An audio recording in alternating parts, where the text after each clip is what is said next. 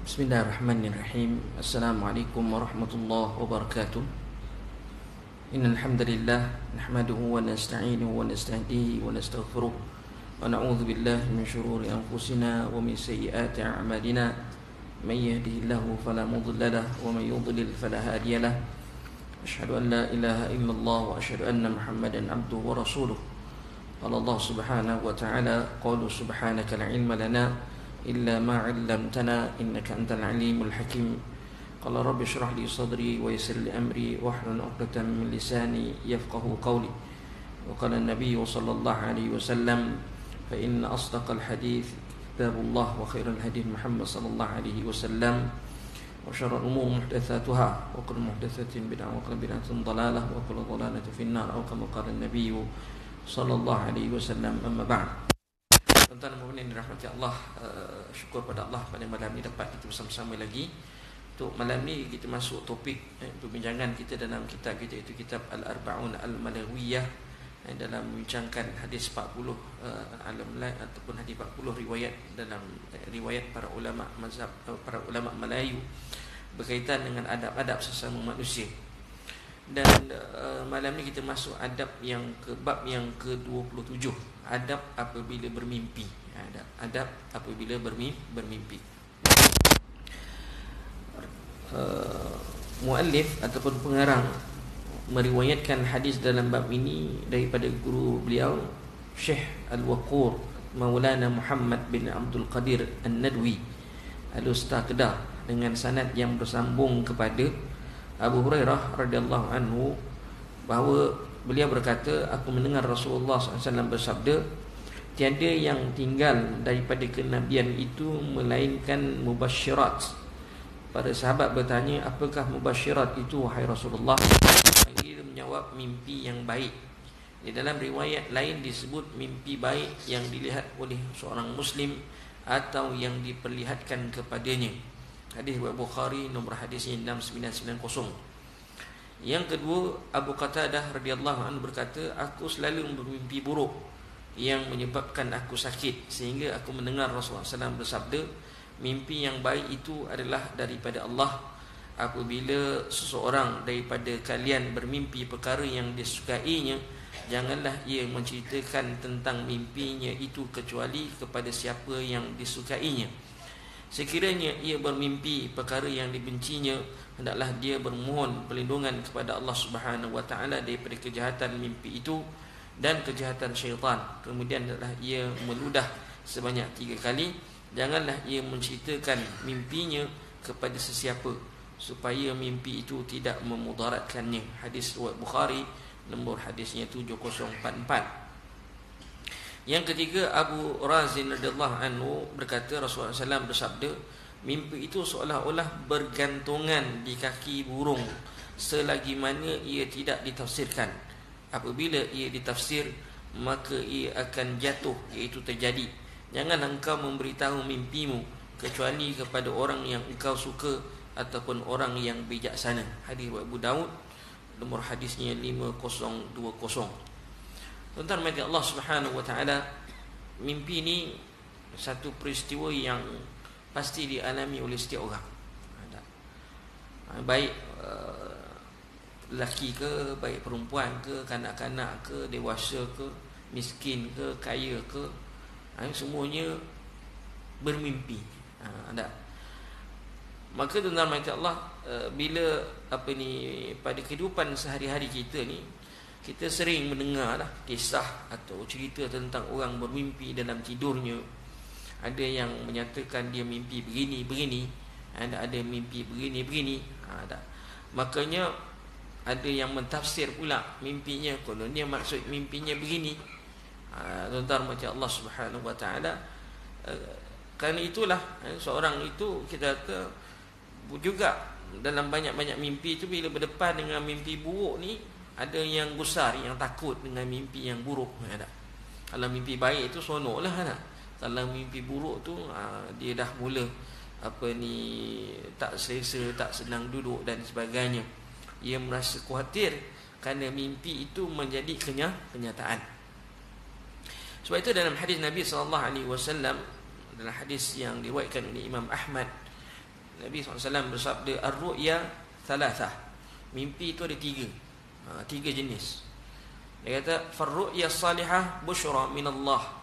Kalau mimpi yang salih, mimpi yang baik itu adalah khabar gembira dari Allah Subhanahu wa taala, busyra minallah. Mimpi yang menyedihkan itu, mimpi yang sedih, mimpi yang buruk, kata Nabi, minasyaitan. Mimpi yang buruk itu datangnya daripada syaitan. Dan ada satu lagi mimpi, war-ru'ya mimma yuhaddithul mar'u nafsahu. Ada mimpi biasa kerana bisikan seseorang kepada jiwanya. Bisikan seseorang kepada jiwanya. Maknanya mungkin terlalu banyak memikirkan satu urusan itu sehingga terbawa-bawa dalam mimpinya. Itu mimpi yang biasalah dikatakan. Maknanya mimpi yang salihah, mimpi yang menyedihkan, mimpi yang menakutkan, dan mimpi yang tidak menyedihkan ataupun bukan yang baik, tapi sekadar mainan mimpi, memanggillah katakan. Jadi kita ada beberapa jenis. Yang pertama sekali, bila mimpi yang baik ni tuan-tuan, adabnya disebut dalam hadis-hadis Nabi SAW. Mimpi yang baik ni, pertama sekali kita muji Allah Subhanahu wa taala. Kita memuji Allah. Alhamdulillah.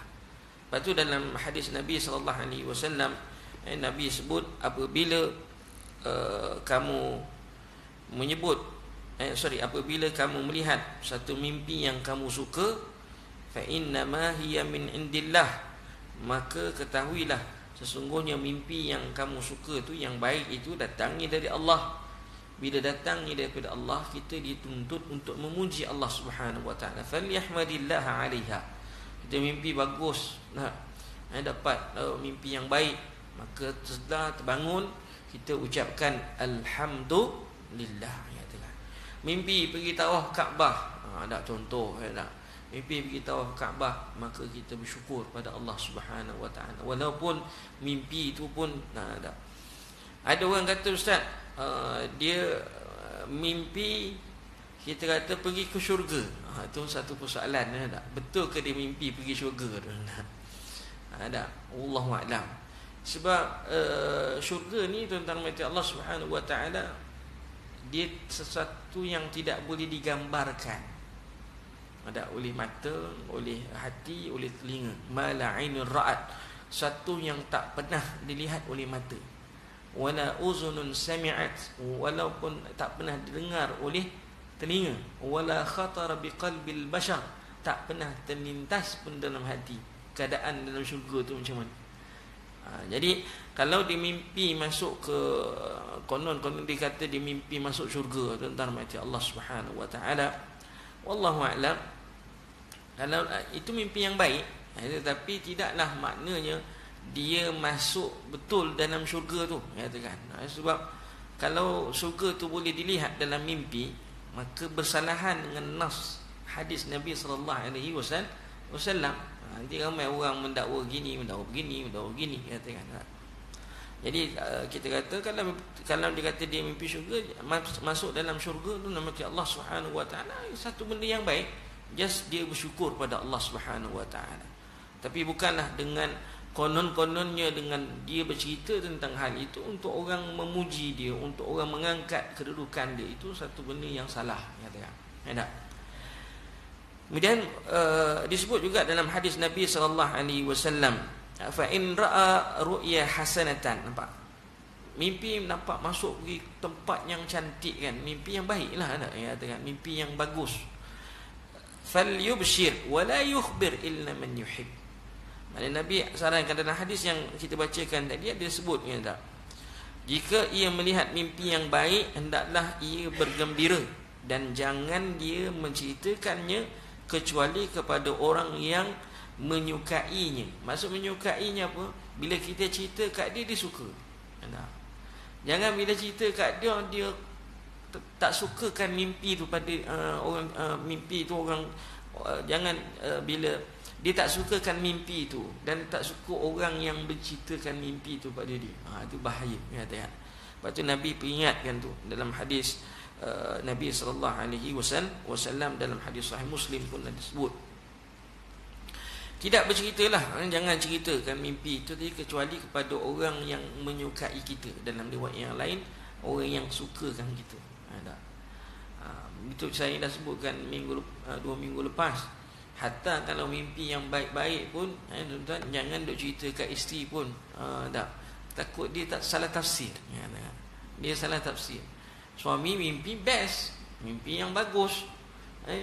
Kok isterinya tafsir lain.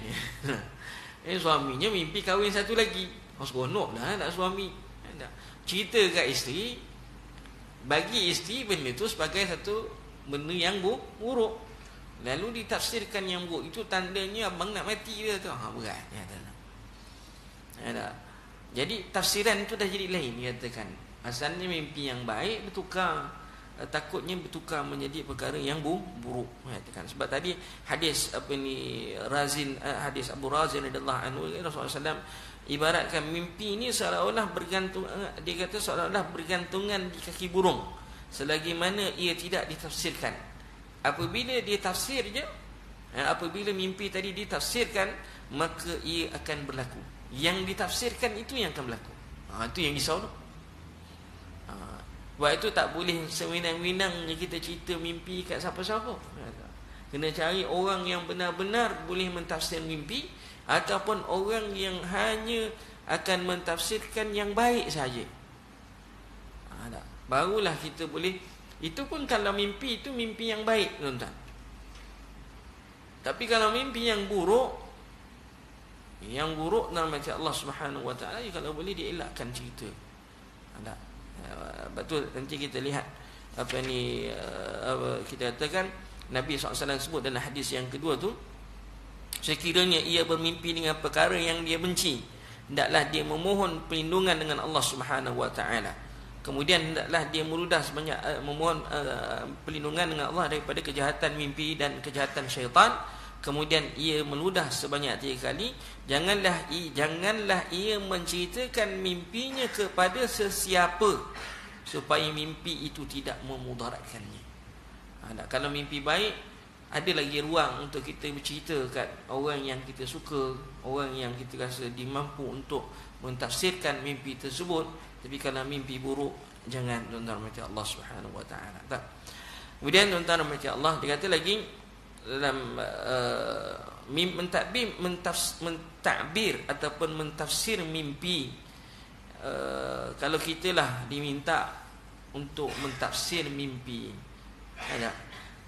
tafsirkanlah mimpi yang baik-baik, katakan. Tafsirkan mimpi itu dengan tafsiran yang baik. Jangan pergi tafsir yang buruk, katakan. Lepas itu Rasulullah SAW bersabda dalam satu hadis yang dibawakan oleh dalam kitab As-Silsilah As-Sahihah, dia kata, "Idza ra'a ahadukum ar-ru'ya al-hasanah falyufassirha wal yukhbir biha." Jika salah seorang daripada kalian mengalami mimpi yang baik, hendaklah ia mentafsirkannya dan menceritakannya, dan menceritakannya. Jadi nama Allah, boleh kita cerita kat orang yang boleh mentafsirkan mimpi tersebut, tuan-tuan. Wallahu a'lam. Baik, kemudian tuan-tuan, mimpi tadi kita kata kita sebagai seorang muslim, untuk nak mentafsirkan satu mimpi itu, hendaklah sentiasa bersangka baik kepada Allah Subhanahu Wa Taala dalam apa keadaan sekalipun. Sebab tu apa yang ditafsirkan itu yang akan berlaku. Itu yang akan berlaku. Tuan-tuan nak itu yang akan berlaku, yang ditafsirkan itu berlaku, ataupun yang ditafsirkan tadi mungkin baik, mungkin tak baik. Sekarang kita dah ada 2 pilihan.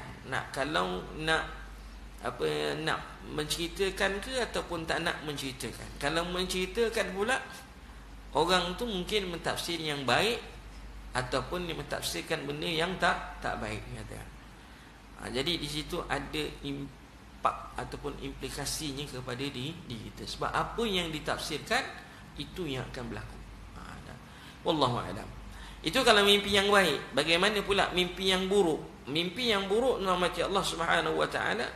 Pertama sekali, bila mimpi yang buruk ialah kita meludah ke kiri 3 kali dan sambil membaca a'udzubillahi minasyaitanirrajim.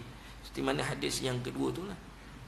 Auzubillahi minasyaitanir, maknanya kita meludah sebelah sebelah kiri kita dan sambil membaca auzubillahi minasyaitanir rajim.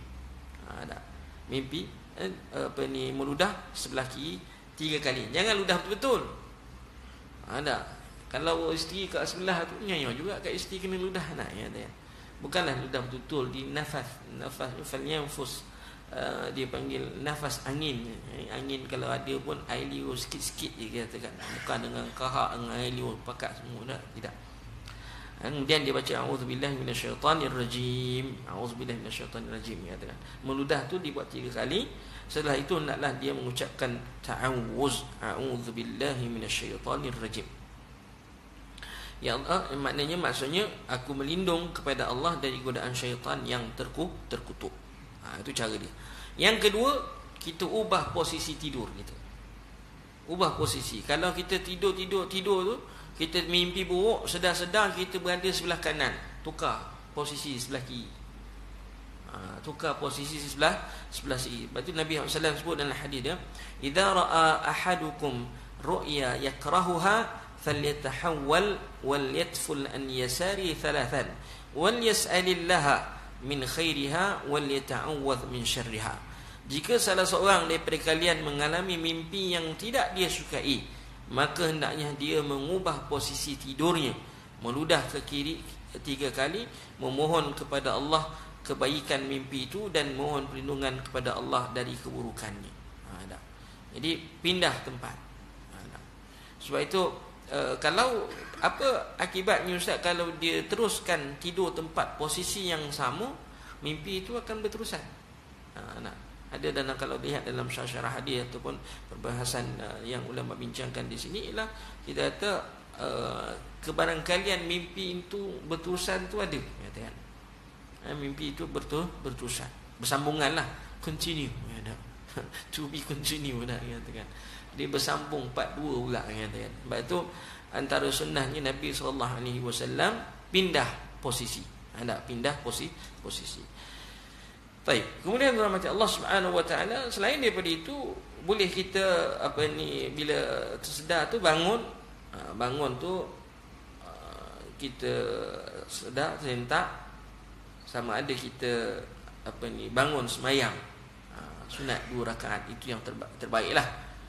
Fa'in disebut dalam satu hadis Nabi SAW, hadis riwayat Muslim daripada Abu Hurairah radhiyallahu anhu,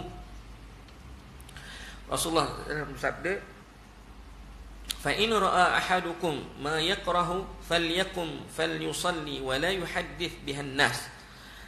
Maka jika salah seorang daripada kalian mengalami mimpi yang tidak disukai, hendaklah ia bangun mengerjakan solat dan janganlah ia menceritakannya kepada orang lain. Jangan dicerita kepada orang lain. Itu seterusnya lah kita katakan, tidak mentafsirkan adab yang berikutnya dalam mimpi yang buruk ini, tidak menafsirkan macam-macam. Macam-macam ni maksudnya jangan dia tafsirkan mimpi yang buruk itu. Jangan, biarkan saja mimpi itu berlalu, jangan ditafsirkan apa-apa. Namun kita takut itulah tadi, seperti mana yang saya kata tadi dalam riwayat hadis Nabi SAW, takut itu yang akan berlaku, yang ditafsirkan itu yang akan berlaku. Okey. Dan kemudian tidak menceritakan kepada sesiapa lah. Tidak menceritakan pada sesiapa, itu jelas dalam hadis, dah beberapa hadis Nabi kata la yukhbiru biha wa la yukhbir biha ahad, dalam beberapa riwayat wa la yuhaddith biha nas. Semuanya larangan memberitahu, menceritakan kepada orang tentang mimpi buruk yang kita lalui. Jangan cerita. Wallahu a'lam. Itu adab yang disebut dalam hadis-hadis Nabi sallallahu alaihi wasallam. Baik. Adapun mimpi yang kalau kita kata untuk mimpi yang secara umum lah katakan, sikap yang dituntut pada kita oleh Nabi SAW, kita mimpi ni kalau mimpi yang baik tadi ataupun kita bermimpi secara umum lah kita katakan, boleh kita ceritakan kepada orang yang mampu untuk mentafsir, mampu untuk menafsir. Benar satu ketika seorang syekh dia menjawab satu panggilan telefon. Ni dia ceritakan dia dalam ada dalam YouTube, tak silap saya, dia ceritalah. Dia rakaman tu ada, rakaman suara, sebab dia rancangan dalam radio. Rancangan dalam radio. Lalu perempuan yang telefon, perempuan telefon, tuan-tuan, dia kata, "Syekh, aku nak minta engkau tafsirkan mimpi aku." Syekh menolak. Syekh tu menolak. Dia tak nak mentafsir mimpi sebab siaran itu bukan untuk mentafsir mimpi. Siaran itu untuk keluarkan fatwa, bukan untuk tafsir mimpi. Tetapi perempuan tu yang menelpon tu degil untuk bila Syekh tadi tafsir juga mimpi dia. Kemudian dia, tuan-tuan mati Allah, akhirnya Syekh kata, "Okeylah, ceritakan apa yang kamu nampak dalam mimpi kamu." Dia kata dia cerita dia bermimpi seorang yang dia kenal tubuh badan, maknanya kenal lah, memang kenal, familiar, katakan. Dia tawaf Kaabah dalam keadaan telanjang. Tawaf Kaabah dalam keadaan telanjang. Tuan-tuan pun fikir, buruk, pelik kan, dia katakan mimpi macam tu. Soalan mimpi tu seorang, tuan-tuan akan tafsir apa? Tuan-tuan akan tafsir benda tu positif ke negatif? Orang telanjang tawaf Kaabah, positif ke negatif? Akan tafsir negatif kan? Ya, katakan. Itu bahayanya mimpi tu cerita kat orang. Ada. Tu bahayanya mimpi tu ceritakan orang. Sebenarnya Allah, Syekh, apa yang Syekh tu tafsirkan? Syekh tu tafsirkan, wallahu a'lam, dia kata itu petunjuk memberitahu kepada puan yang telefon ni bahawa lelaki yang dia kenal tu telah diampunkan dosanya oleh Allah Subhanahu wa taala. Kan lari jauh tu. Daripada tafsiran tuan-tuan tadi yang negatif bertukar jadi positif, maknanya orang yang tawaf Kaabah tadi telah diampunkan dosanya. Apa hujahnya? Hujahnya, tuan-tuan mati Allah Subhanahu wa taala, orang yang mengerjakan haji, ada, kalau kita kata dia mengerjakan haji, dia buat kerja haji, dia jaga dirinya daripada perkara-perkara yang maksiat, jaga dirinya daripada rafas, perkara fasik dan sebagainya. Raja'a ka yaumi waladatsu ummuhu, dia kembali daripada mengerjakan haji seperti bayi baru dilahirkan. Bayi baru dilahirkan ada baju tak? Tak ada baju kan? Ya, kan? Maka dia ambil konsep itu namanya untuk tafsirkan pula kita katakan tawaf Kaabah tadi. Dia mimpi nampak orang tawaf Kaabah, orang yang dikenal tawaf Kaabah dalam keadaan telanjang, menunjukkan bahawa orang itu telah diampunkan dosanya oleh Allah Subhanahu wa taala. Lepas tu perempuan tu sambung lagi, "Syekh, kau nak tahu tak siapa lelaki tu?" "Aku tak nak tahu," dia kata. Aku tak nak tahu siapakah lelaki tu. Tapi perempuan tu degil juga, "Aku nak bagi tahu juga siapa." Nak bagi tahu juga siapa. Dia bagi tahu juga, orang yang aku nampak itu ialah engkau, Syekh. Terus tutup terus siaran tu automatik, tentang mati Allah. Syekh tak mampu untuk teruskan. Ya, katakan. Dia dah ketika itu dia menangis, ya, katakan, dan tutup siaran terus. Jadi tentang mati Allah Subhanahu wa taala itu tafsiran, ya, katakan. Dan banyak lagi nama Allah Subhanahu wa taala kisah-kisah yang masyhur, katakan, dalam berkaitan dengan tafsir mimpi. Sebab tu yang kita nampak itu tak semestinya yang kita dengar tu, mimpi yang kita dengar daripada kawan kita tu tak semestinya seperti mana zahirnya. Tak seperti mana zahirnya. Sebab itu adab kita, orang bila cerita kepada kita mimpi, katakan, dia cerita tu sebab dia yakin, dia percaya kita ni bagus, kita ni baik. Jangan tuan-tuan tafsirkan benda yang bukan-bukan. Jangan duk tafsir bukan-bukan. Tafsirlah yang baik. Kerana mudah-mudahan yang ditafsirkan itulah yang benar. Itu adabnya, tuan-tuan. Seterusnya dia kata juga dalam adab yang berikutnya, tuan-tuan, tidak terburu-buru. dalam nak mentafsir mimpi. Janganlah terburu-buru tuan-tuan. Sebab risaulah, kenapa tak jangan terburu-buru Ustaz? Kerana risau tadilah benda takut itu yang berlaku. Yang takut itu yang berlaku. Dan yang seterusnya tuan-tuan macam Allah, Nabi pesan pada kita tidak berdusta dalam menceritakan mimpi itu. Kalau yang kita lihat, yang kita lihat itu. Jangan ditokok tambah. Mimpi yang ditokok tambah itu termasuk dalam satu pendustaan. Apatah lagi yang tak bermimpi, yang mengatakan dia bermimpi. Dia tak mimpi pun, tapi dia bercerita macam dia bermimpi. Konon-kononnya, ialah katakan zaman sekarang ni ada je macam-macam orang kan. Nak konon-kononnya tuan-tuan macam Allah, nak memperlihatkan dia tadi dapat mimpi yang baik, yang bagus katakan. Jangan menambah-nambah. Man tahallama bihulmin lam yarahu kullifa an ya'qida baina sya'iratain wa lan yaf'al. Barang siapa yang mengaku bermimpi padahal tidak mengalaminya, ia akan dibebani untuk mengikat antara dua biji gandum yang tidak akan mampu melakukannya. Mengikat dua biji gandum. Bukan senang, memang tak. Nabi sendiri sebut walan yaf'al, dia takkan mampu. Itulah perumpamaannya tuan-tuan. Orang yang menceritakan benda yang tak dia mimpikan. Dia tak mimpi tapi dia ceritakan, yang dia beritahu yang dia mimpi. Inna min afral fira an yuriya ainaihi fil manam ma lam taraya.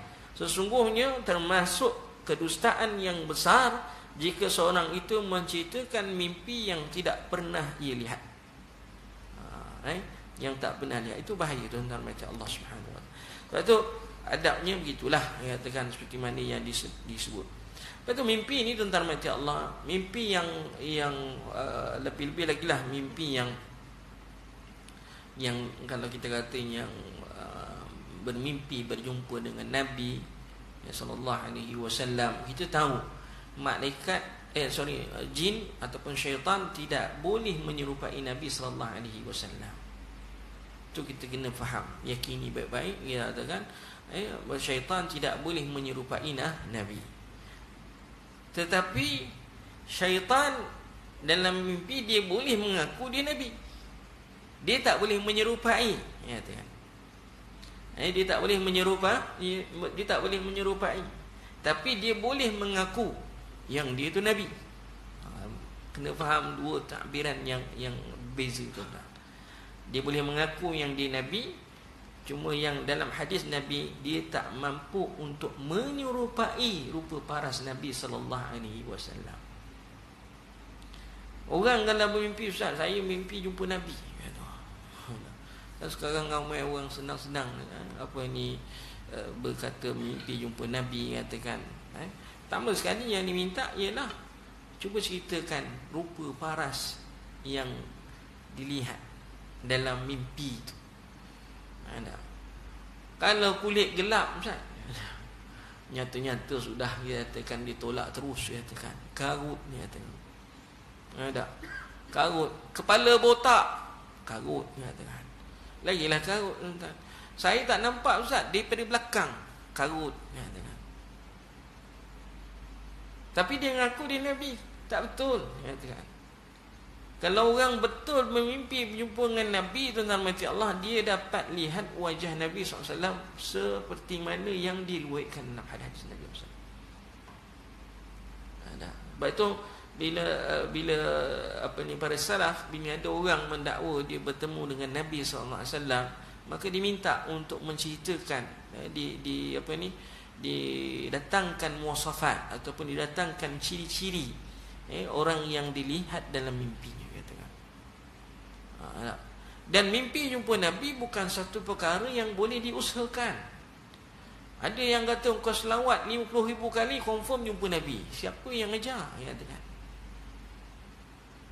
Siapa yang bagi tahu? Amal selawat 50,000 kali, dia katakan dapat mimpi berjumpa dengan Nabi.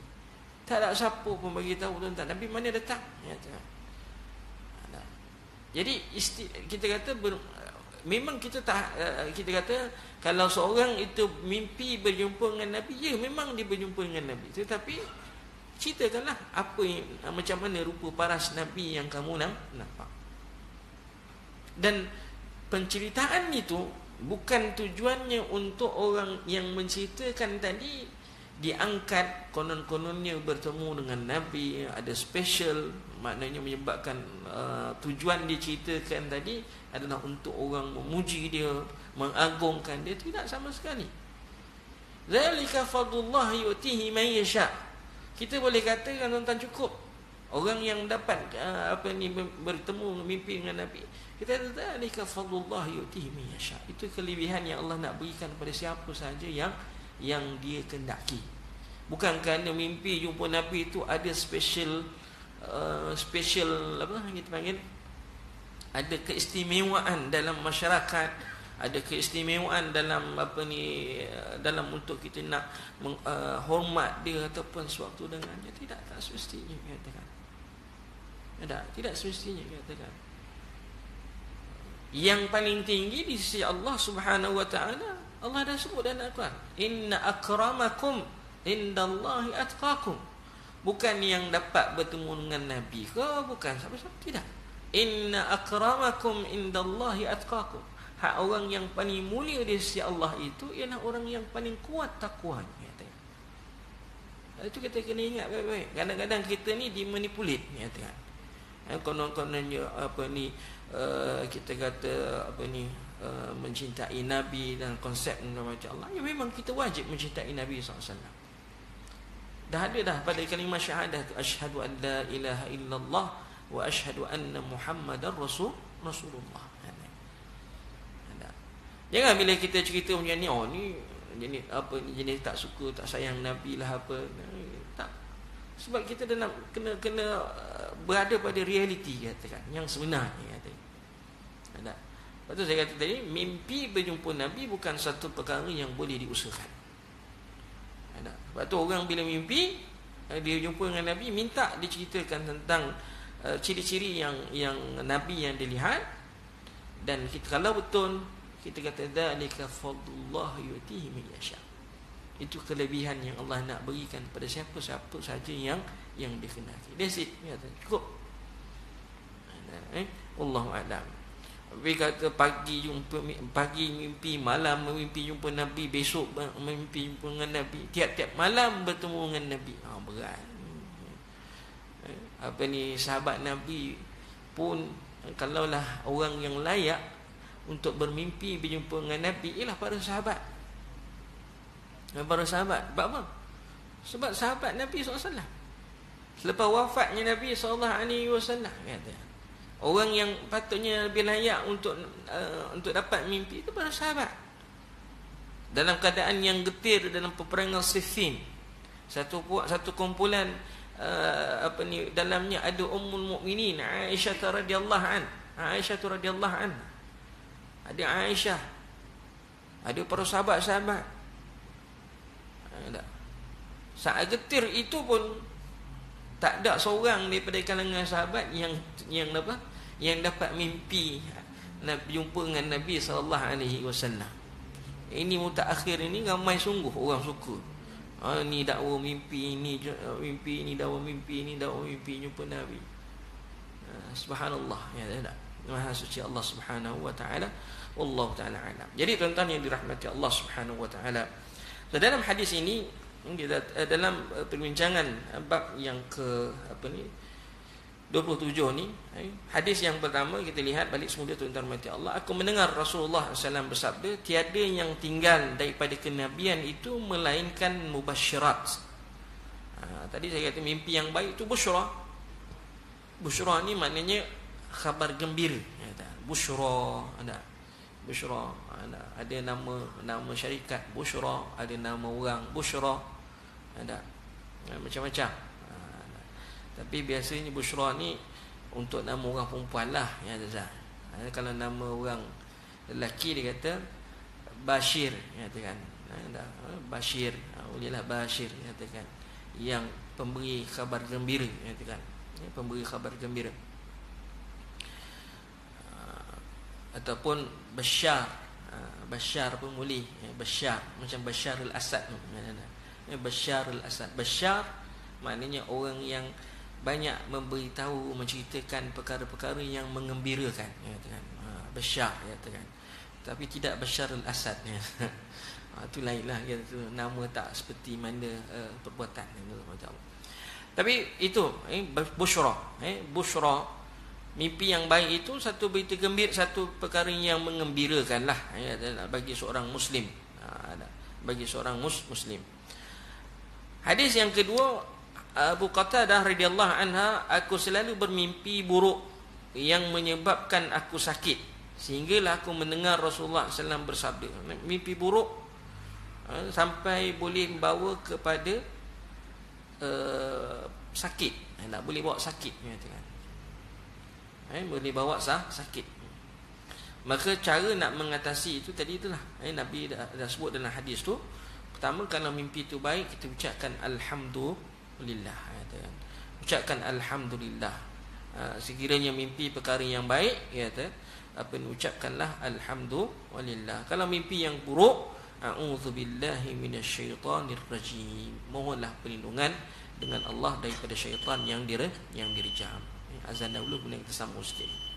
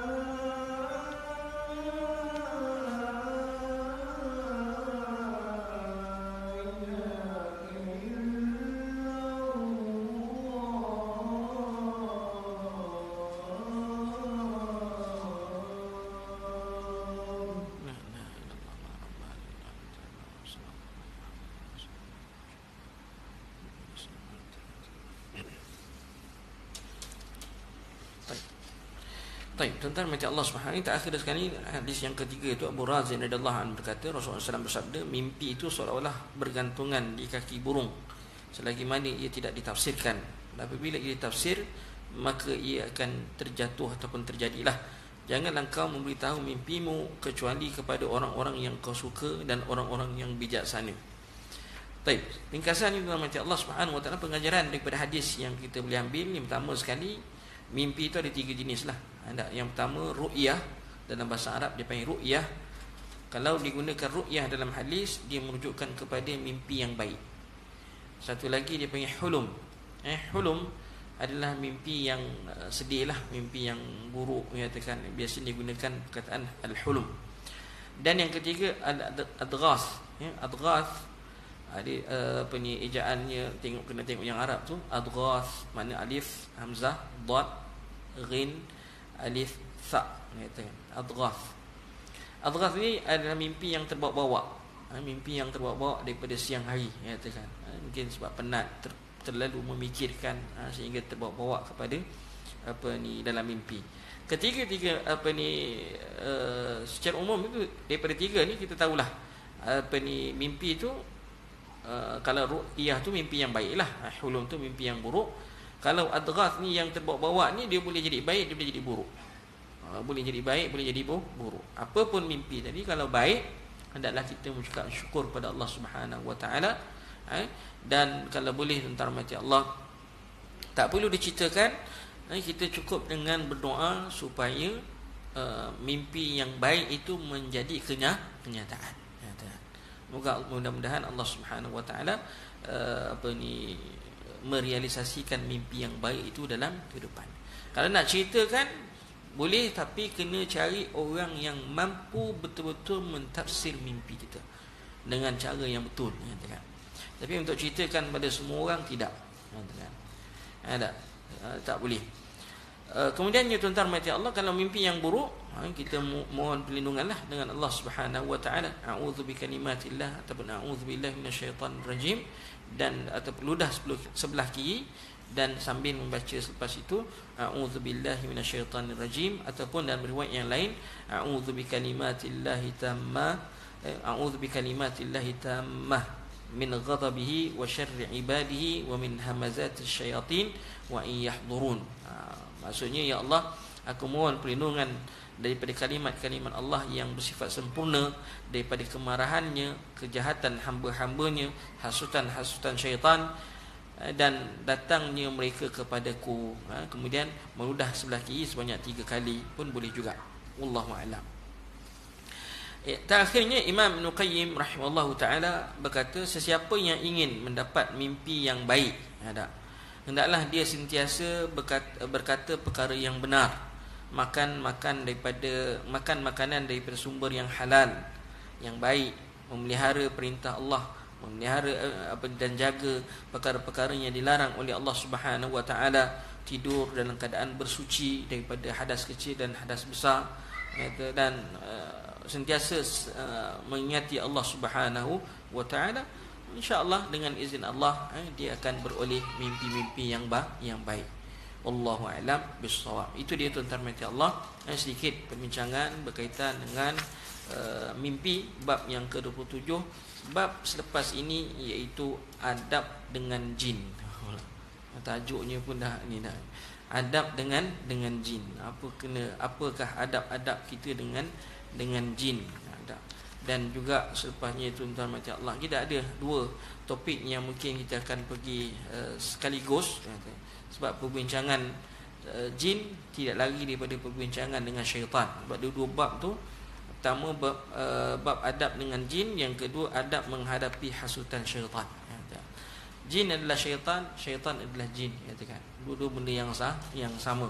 Tapi apa beza di antara jin dengan syaitan, nanti kita kupas kemudian lah, Wallahu ta'ala a'lam. InsyaAllah setakat itu saja. Mari kita doa pada Allah Subhanahu wa taala. Bismillahirrahmanirrahim.